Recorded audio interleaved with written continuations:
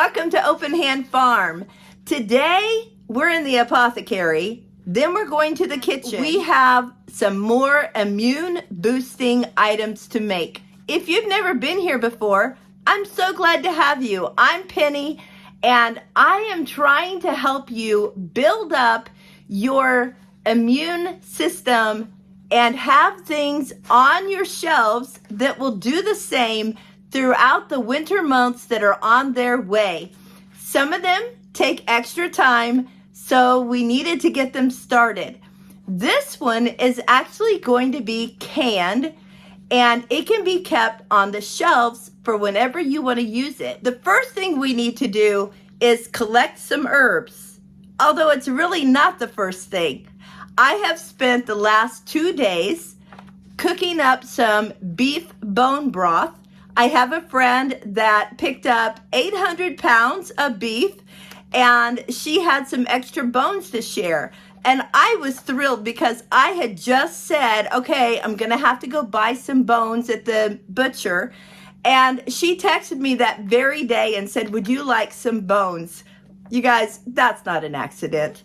I started cooking those bones and poured a little bit of apple cider vinegar in, which helps to break down the collagen and open the bones up so that all of their goodness can come through.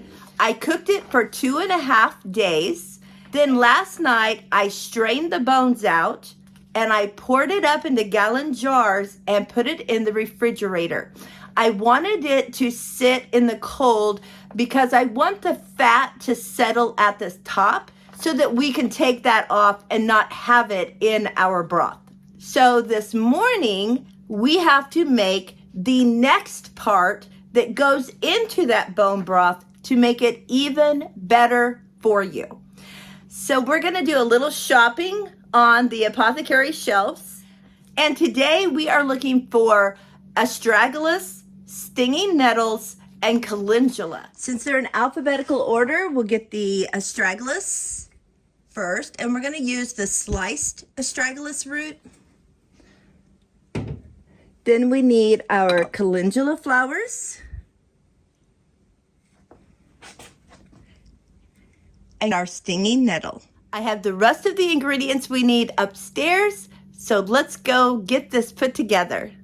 Okay, we're in the kitchen and I'm gonna show you what our other ingredients are. We have maitake mushrooms. I'm just gonna read to you the health benefits of this. It improves the performance of the immune system and has anti-cancer properties. Then we also have shitake mushrooms. The shitake mushroom supports the immune system, blood vessels, and bones. Shiitakes are also high in compounds that have been shown to reduce inflammation and fight high cholesterol. Then our next is an organic onion. And you might think, oh, that's just to throw in there. No, an onion is high in vitamin C, which may help regulate your immune health, collagen production, and iron absorption. It's also a powerful antioxidant that could help protect your cells from unstable, damaging molecules called free radicals. Don't put down the onion. It's a good thing. We also have celery. And again, listen to this. Celery juice contains strong antimicrobial properties that naturally boost the immune system for optimal performance. You guys, who knew? It's celery. Now let's go back to the first 3 ingredients that we picked up out of the apothecary. Calendula has been shown to strengthen the immune system's ability to fight off infection and can be called on to kick leftover infection caused by a passing flu or cold. I had no idea. I thought it was only for skin. Stinging nettle is rich in vitamin C, which is a powerful aid to the immune system and may even protect against various types of cancer. And astragalus root. Studies have shown that astragalus has antiviral properties and stimulates the immune system, suggesting that it may prevent colds. I'm just gonna go with it does prevent colds because I've used it in other applications and it's amazing.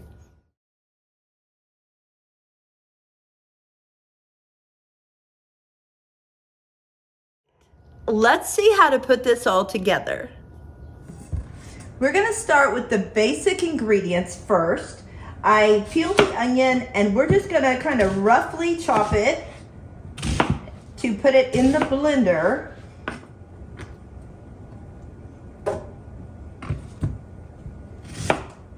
And just so you know, this makes 2 gallons of this immune booster.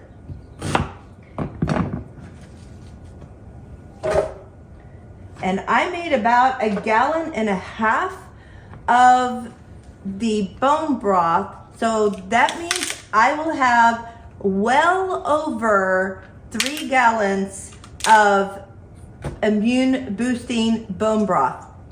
Now we're gonna use 4 stalks of celery and we're gonna do the same with them. I don't know if this is all gonna fit in here. So we're supposed to use filtered water. So what I did is I have a Berkey water filter and I needed 2 gallons, but my filter does not hold 2 gallons. So I filled it up and I filled up 2 half-gallon jars, refilled the Berkey, and then poured out another 2 half-gallon jars and refilled it again so that I have it to use for other things. So we're supposed to pour some of this water in here and mix this together. And since I know the mushrooms are not gonna fit right now, I'm gonna go ahead and do these.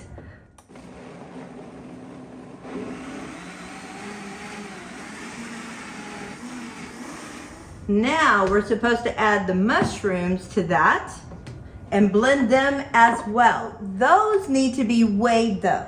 I'm going to set it on grams because that's how the recipe is written. I will put my bowl on there and then I will tear it out so that it says 0. That way I will know the weight of the mushrooms. Now, if you do not have a scale that tears out things, then you could write down the measurement of the bowl and add the amount of grams of mushrooms that you need to it. And whatever that totals, that's the total amount you're looking for. So we are going to use 60 grams of dried maitake mushrooms. Oh my gosh, they smell so good. Oh, so good. All right, we need 60 grams.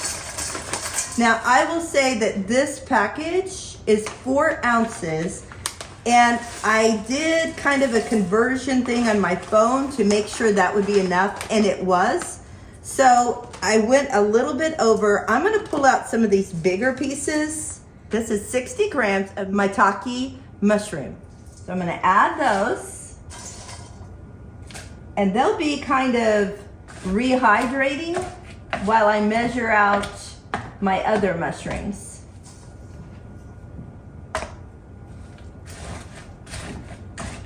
Now we need 90 grams of dried shitake mushrooms. I assume if you live in an area where you go mushroom hunting, you could use fresh ones. Okay, there is 90 grams.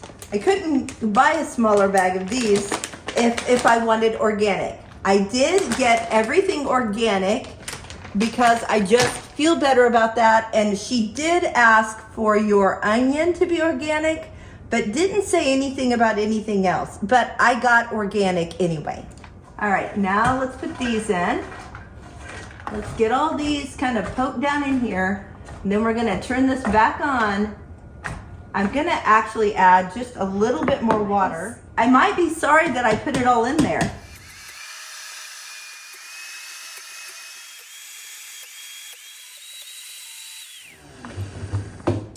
Okay, it took a few minutes to get all of those shiitakes down in there. I don't even know if I got them all. So we'll just have to see. No, I didn't. But I think they'll be okay. You know what I'm gonna do? There's a couple here on top. I'm just gonna chop them up and put them in there. I think if I do this again, I would put the mushrooms in some of the water and let them absorb it first, then do them and add the onion and celery. And I'll make a note of that. Anything you ever change on a recipe, be sure and make a note of it, because I won't remember the next time. Now this is going to be added into our pot because this has to cook for 5 hours. So that's just the easiest way for me to do it, so I don't have to keep checking it on the stove. So that's where we're gonna put it. Okay, let's get this put together. We have our mushrooms, onion, and celery slurry here. We're gonna put that in.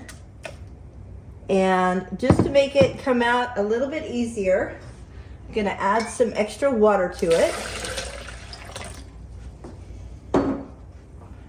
And there's definitely more shiitakes that did not get chopped up. I don't want to leave any of that goodness behind. Okay, we got that added. Now we're going to add our herbs that we went down and gathered out of the apothecary. And we're gonna measure them the same way. So I have 0 grams, but with the bowl, it goes up to 140. So I'm gonna tear it out. I need 70 grams of astragalus. Whoops. 73. 70 grams of dried astragalus root. Okay, then we have our nettle, and we need 70 grams of that as well.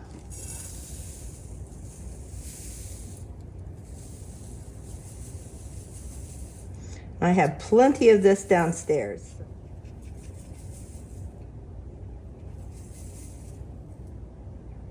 All right.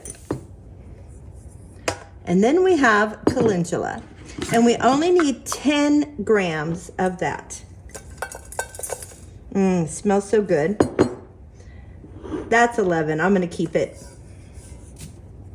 It looks so funny to have these leaves and flowers. Okay, we're gonna stir that in. Put it over here. I'm gonna go ahead and add my second half gallon of water and keep stirring this in. Kind of incorporate it before I get it all full of water. These are kind of puffed up now. I'm gonna get some scissors and I'm just gonna cut these into pieces, because the more surface area that I can open up for that water to get into and all that goodness to cook out of, I wanna do that. Would have been easier if I'd done this before I put all the green leaves in there, but I didn't. One other item that we need to add is apple cider vinegar. So what you want to use is raw apple cider vinegar with the mother.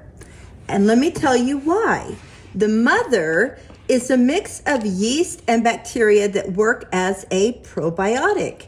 And actually in 2018, researchers found that probiotics have an immune boosting quality that effectively fights influenza like respiratory infections and the common cold.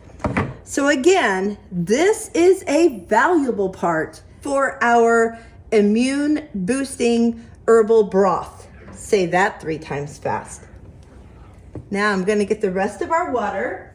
I did fill these a little fuller than what they need to be filled. So I'm probably going to leave a quart out. All right, let's see here. Almost. There we go.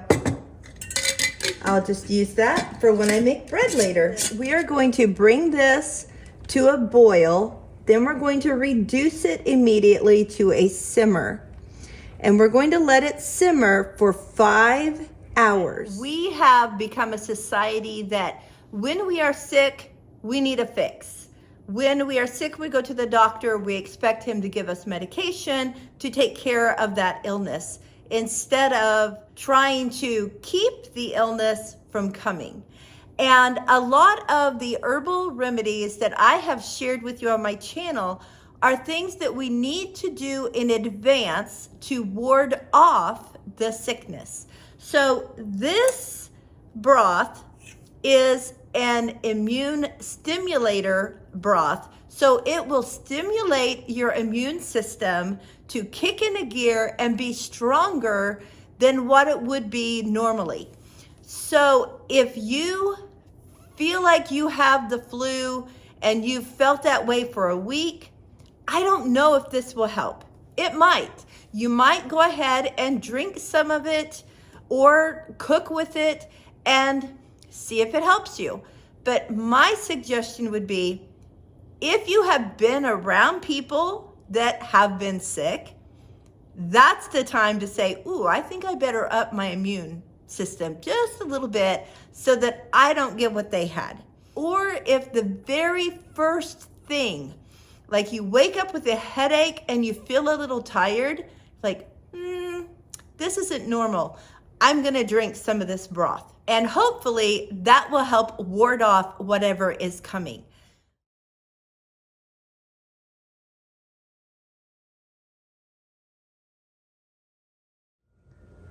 It's time to strain out our herbal broth. I have a colander here, and then I'm gonna lay some cheesecloth over it because I know that those fine leaves are gonna be a little bit harder to keep from going through.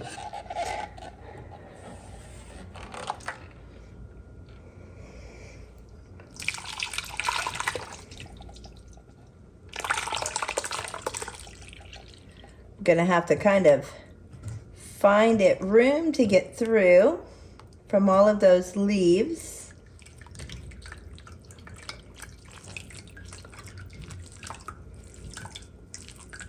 See if I can gather it up and squeeze it out. It is still very warm, so it's a little harder.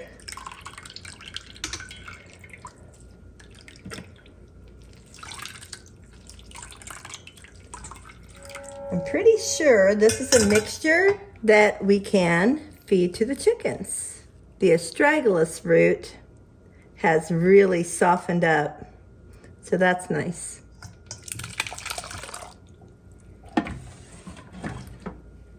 All right, I got it all strained up, and I'm adding it to these half-gallon jars so that I can refrigerate it overnight. I have 2 gallons of bone broth in the refrigerator that is cooling, and now I have 1.5 gallons of herb broth. So now tomorrow I will put them together and can them.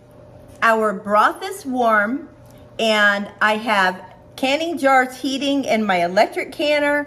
I have jars heating in the oven for my stovetop canner.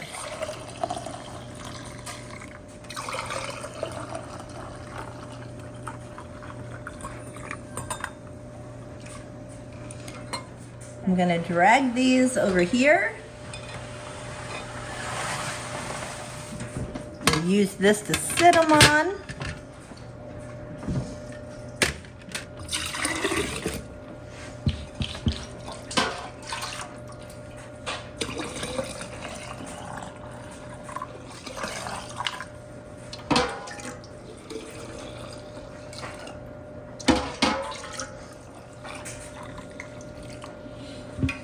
Okay, we'll fill this jar. Pretty good. We're gonna wipe them all down with white vinegar because there is some oil in there, and actually it's kind of sticky. I don't know what that, some of the herbs maybe or something. And I am using 4-jar lids today. I just started using those because through the Every Bit Count challenge, I had a lot of the ball lids that did not seal. And that was so frustrating.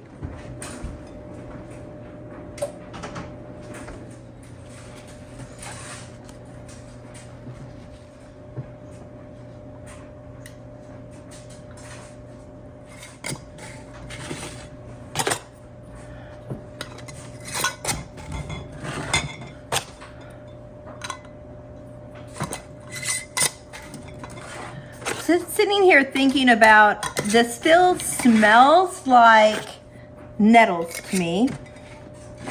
And some of you might think, yeah, I'm not gonna make it then. I want it to taste like beef broth. Well, you could put some bouillon or some of that Better Than Bouillon in it for flavoring, but you would still get all of the medicinal benefits. So that's just a thought. So I need my other plate in there, and we'll have 3 on top. My electric canner will be going for 25 minutes because it has quarts in it. My stovetop canner will be going for 20 minutes because it has pints in it. We'll come back when they're all done. Okay, here we are. We have 17 jars. 4 of them are quarts and 13 of them are pints. And I did it in the pints mostly because I thought that would be a good size that if you wanted to just drink it, or drink part of it one day, drink part of it another day, or something like that. If you weren't feeling that great, it would be easier to consume instead of a quart jar. That project took some time. I started the bone broth on Friday. I let it go through Sunday, and I put it in the fridge that night so that the fat could solidify on top. Monday, I made the herbal broth, which took about 6.5 hours with videoing. And then today, I canned it all.